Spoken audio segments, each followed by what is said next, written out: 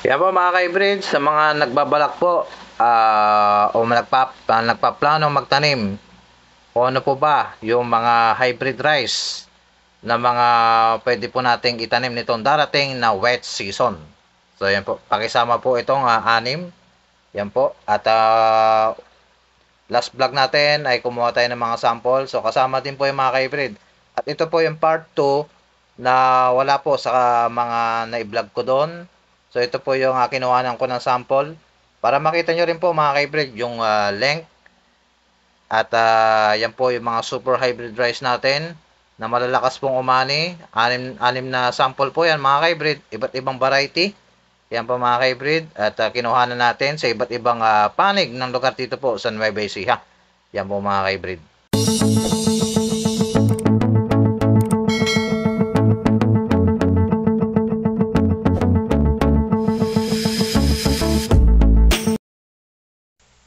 Yon, isang magandang araw na po mga ka-hybrid. Lakbay Vlog. Nagbabalik muli sa aking YouTube channel.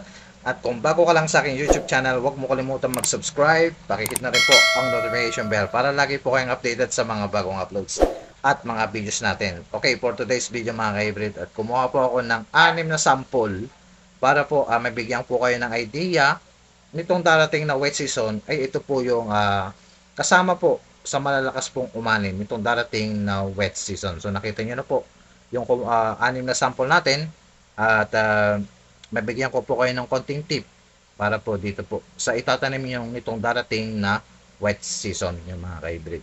Ayan po, at sa mga bigyan natin ng idea sa ating mga ka-farmers, sa mga nahihirapan pa rin po umani hanggang 150, 200 above mga ka-hybrid.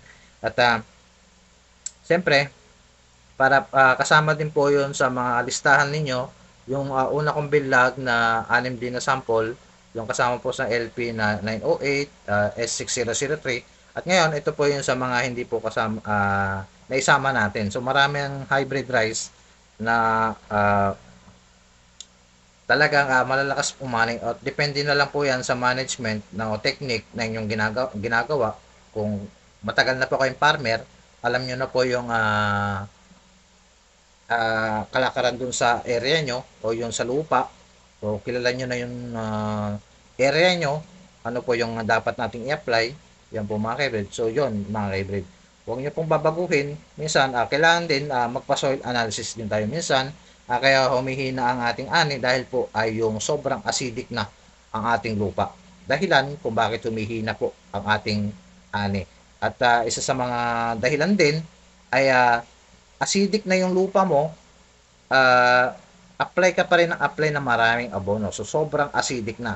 Kasi kaya tayo nagpapa-soil analysis ay dahil po malaman natin yung acidity, pH level ng lupa, kung gaano ba kataas yung acidity para po may recommend na po ang ating DA o yung mga Department of Agriculture, kung ano po may expert po sa pagdating po sa ating pagdating po sa lupa o yung condition ng ating lupa ay para po malaman po natin yung i-apply nating abono. Minsan pagka sobra tayo ng isang abono, lalo na pagka hybrid rice, ay talagang kailangan po na maraming abono dyan.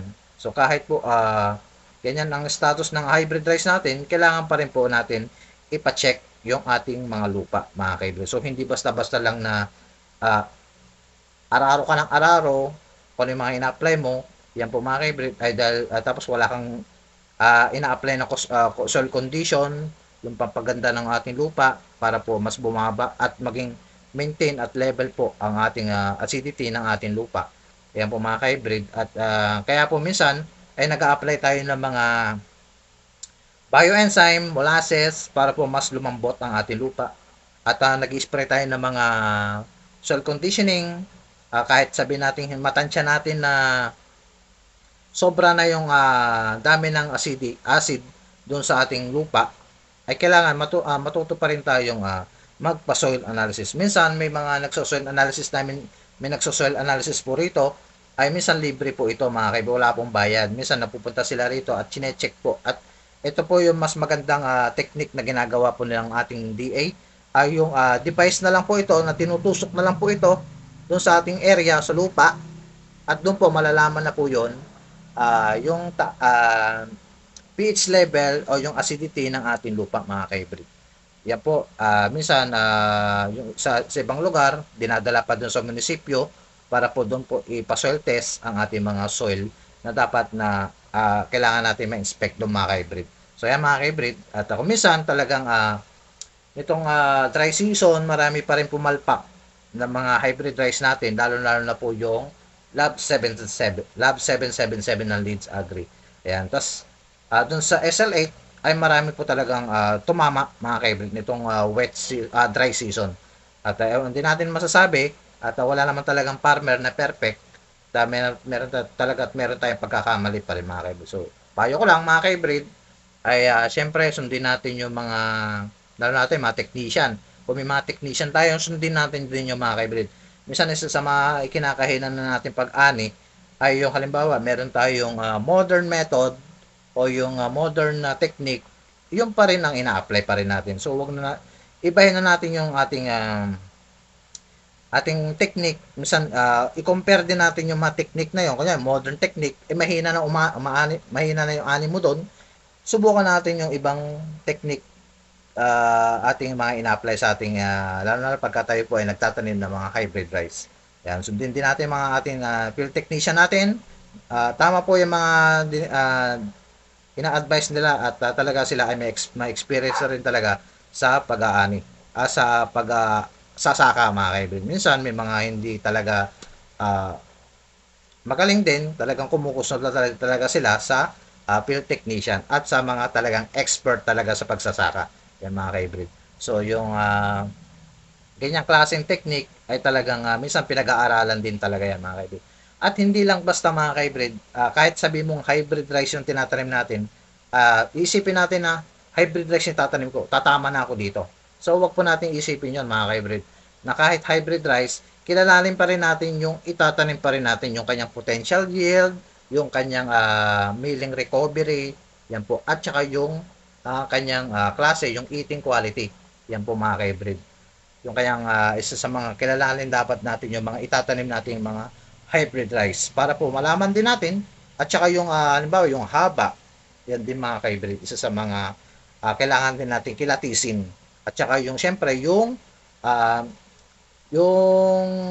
talagang yung variety na yon ay talagang malakas siya sa hangin, hindi siya basta-basta natutumba at saka hindi siya sakitin. Yan po mga ka-hybrid yung kanyang quality o yung characteristic natin pwede nating kilalanin sa mga hybrid rice na meron po sa ating mga itinatanim natin mga ka-farmers natin mga ka-hybrid. Yan po isa sa mga technique at kilalanin natin yung mga hybrid rice natin itinatanim yan po mga ka-hybrid. At syempre at talagang ina-advise natin na talaga tayo ay magpa-soil analysis. Yan po mga ka-hybrid. So once a year, twice a year lang yan mga ka-hybrid na ginagawa dito sa aming lugar. So minsan sa isang cropping, sa isang buong taon, isang beses lang po sila nagpapa-soil analysis dito mga ka-hybrid. So minsan nagpupunta sila rito para po i-check yung aming area kung mataas po ang acidity ng aming lupa. So yan po, may mga pag-visit po ang ating Department of Agriculture sa ating mga lugar o maaaring kumonsulta po mga ka-hybrid sa Department of Agriculture para po kung kailan po yung pag-visit o alamin nyo po yung pag-test ng yung soil para po malaman po yung ating mga pH level ng ating mga lupa bago po tayo mag-start ng mag-araro yan po mga ka-hybrid. So yan, dako na tayo mga ka-hybrid doon po sa susukatan natin ngayon na hybrid rice na kumuha po ako ng sample na 6 para po mabigyan ko po kayo ng konting tip at mabigyan ko pa kayo ng konting kaalaman para po sa kanilang haba o sa kanyang panicle length kung ano ito po yung makakapagbigay sa inyo ng satisfaction nitong darating na wet season. So ano pang inintay mo mga ka-hybrid? So tara, let's go! Ayan, what's up mga ka-hybrid? At tayo po ay magsusukat na at malaman natin mga ka-hybrid natin na kung gaano nga po ba kahaba itong ating mga super hybrid rice na malalakas pong mani. At may sama nyo po itong darating na wet season. Kung kayo po ay nagbabalak na magtanim ng mga hybrid rice, ito na po ang isa sa mga solusyon para po sa mas magandang ani po mga ka-hybrid. So yan, sukatan na natin yan. Napahaba tayo ng kwento. syempre, kailangan din natin i-discuss kung ano nga po ba yung ating itinatanim na hybrid rice ng mga hybrid. So, yan. 6 na super hybrid rice, sample. Iba't ibang variety po yan mga hybrid. At yan po ay ang una natin susukatan. Ayan po, ang SL22. Pangalawa ay yung Lab 777 ng Leeds Agri. Longping 2096. SL8. SL Agritech. US 77. Ito na po yung bago ngayon. Wala na pong US 88. Mahina na po ngayon siguro. Wala na po ang gustong magtanim ng US 88. Pero meron pa rin yung mga hybrid. Malakas pa rin talaga umana yan mga hybrid. Kaya lang, ito yung pinakabago na gustong-gusto nila, ang US 77. At yung pinakahuli, ito yung NK 507 na hindi po nawawala sa mga itinatanim natin dito sa ating lugar, Gimba Nueva Ecija. Ito mga hybrid rice na yan, mga hybrid. Ginawa ko po yan sa iba't ibang lugar para po sa inyo mga hybrid, makakuha po kayo ng idea kung ano po ba yung itatanim nitong darating na wet season at gaano nga po ba sila kahaba. So yan, sukatan na natin. At dito po sa una nating susukatan. At so noon ay kinuha na natin ng sukat dito sa left. At dito naman tayo sa right side para po malaman nyo mga hybrid. No? So centimeter ang gagamitin natin. Ayan. Centimeter dito, ito centimeter. Malabo ang aking camera. Centimeter yan mga hybrid. Ito sa baba inches. So centimeter tayo mga hybrid, no? Ayan. So saan nagsimula ang ating ang kanyang paghuhay dito ano sa gawin diyan. Okay, para po sa unang hybrid rice, ating kukuhanan. Start tayo rito. Ayan. Ito. Ayan. So dito siya nagsimula 28. Ayan, 28 cm. Yan mga hybrid. 28 cm po dito po sa NK 5017. Sa pangalawa natin na susukatan, dito ay baliktad lang natin at para hindi po magulo ang kanyang mga binutil. Ayan. Pangalawa natin susukatan mula po sa US 88. Ayan. At umabot po siya ng sakto 30 cm. Ayan, nakita nyo na ang difference mga hybrid. 28, ito 30. Ito, pangatlo natin susukatan ay itong ang US SL8. Ayan. Dahan-dahan. So, start. Dito tayo nag-start. Ayan.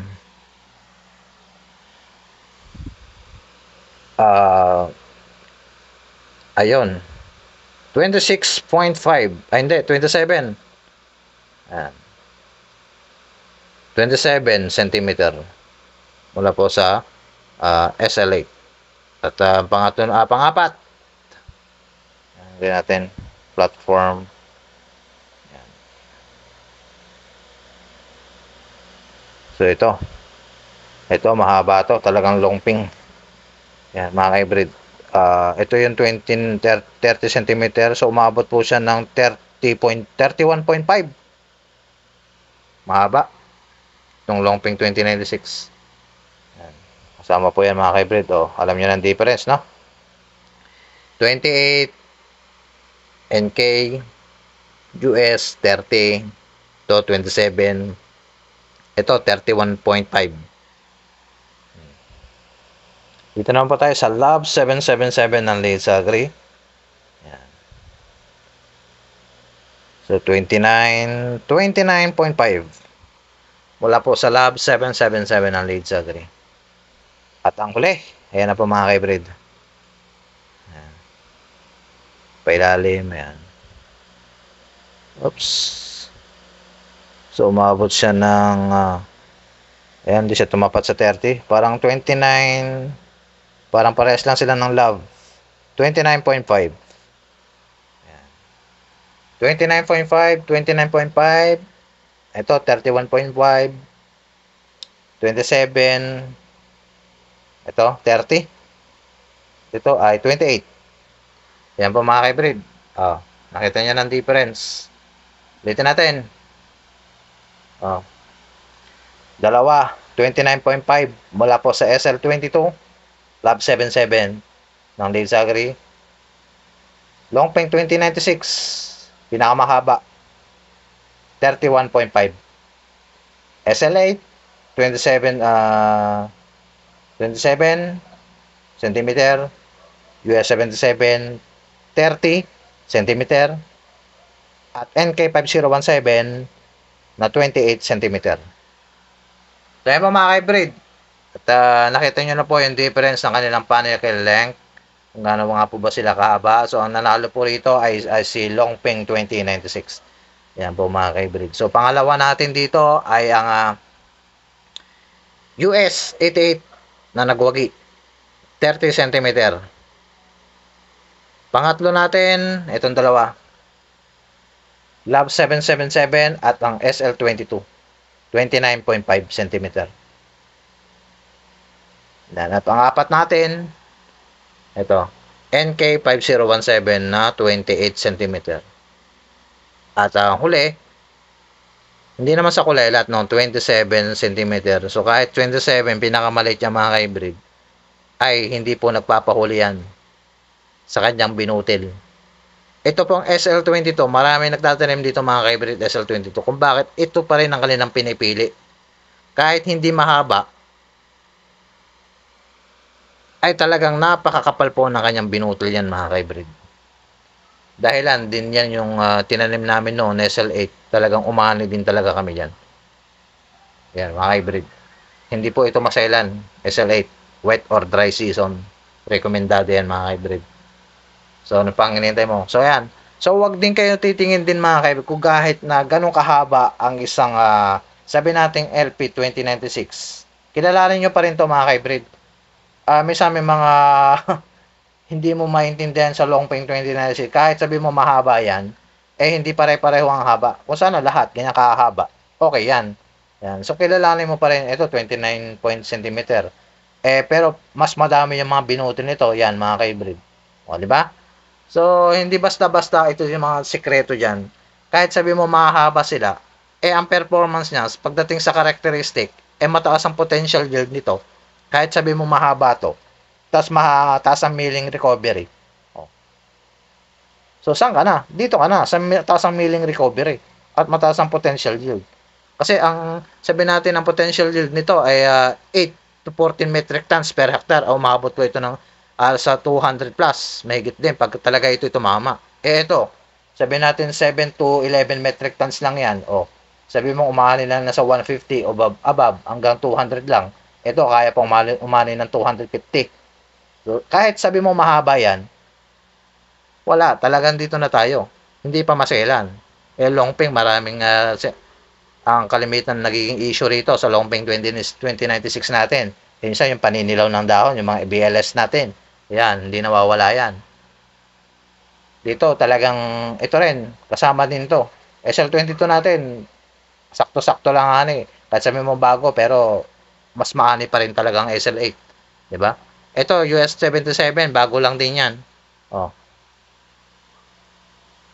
Wala pa tayong napapatunayan kung nakakailan pa rin, hindi pa rin natin nakita yung kanilang pag-ani rito. So pupunta natin kung makakailan nga po ba yung kanilang area doon po sa kanilang tanim na super hybrid rice na US 77. Yan po ito naman talagang tested na namin to, NK5017. So marami na rin po nagtanim niyan. So yan ang nga sinasabi ko sa inyo mga hybrid. Kilalanin niyo po yung mga hybrid rice natin.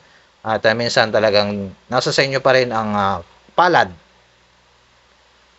Kung paano niyo po mapapalago o mapapadami ang ani niyo mga hybrid. So siyempre samahan din natin ng dasal para po sa mas magandang pag-ani. So yan po mga ka-hybrid, kunti pong tip na binigay ko sa inyo at sana may natutunan po kayo rito sa aking mga demonstration. So ano po yung mga wala dyan ay ibabalag pa rin natin yan mga ka-hybrid. So pagdating na susunod na may time tayo at yung mga binutil naman po, bibilangin natin yan kung ilang nga po ba ang kadauhay ng kanyang butil. Yan po mga ka-hybrid, para malaman din nyo kung gaano nga, siyempre mahalaga din nyo kung gaano kadami ang butil kadauhay. So, isa sa mga sekreto din yung mga hybrid. So, yan. Sabi ko nga, kilalanin nyo yung mga hybrid rice na ating mga itatanim yan po. So, yan lang po mga hybrid. Munti kong share sa mga super hybrid rice na malalakas pong umani. At 6 na variety po yan. Sana nabigyan ko po kayo ng konting kaalaman dito po sa aking kinuhanan ng mga sample ng mga hybrid rice natin para po makatulong sa ating mga ka-farmers, sa mga hindi pa po nakakalam ng mga potential yield, characteristic ng mga to. Yan po mga ating mga dinidiscuss at naibablog natin yan mga ka-hybrid. So mga mga authorized dealer at bibigay din natin mga ka-hybrid yung mga contact details sa mga gusto bang magtanong at ibibigay po natin at lagay po sa comment section ko kung saan po kayong area, ano pong gusto nyong itanim at ibibigay po natin yung mga contact detail at minsan sa mga Facebook page po tayo kumukuha ng mga information para po sa mga ka-farmers natin nahihirapan umorder para po sa mga ganitong hybrid rice. So yan po mga ka-hybrid, mag-iingat po tayo at ingat po muli at God bless!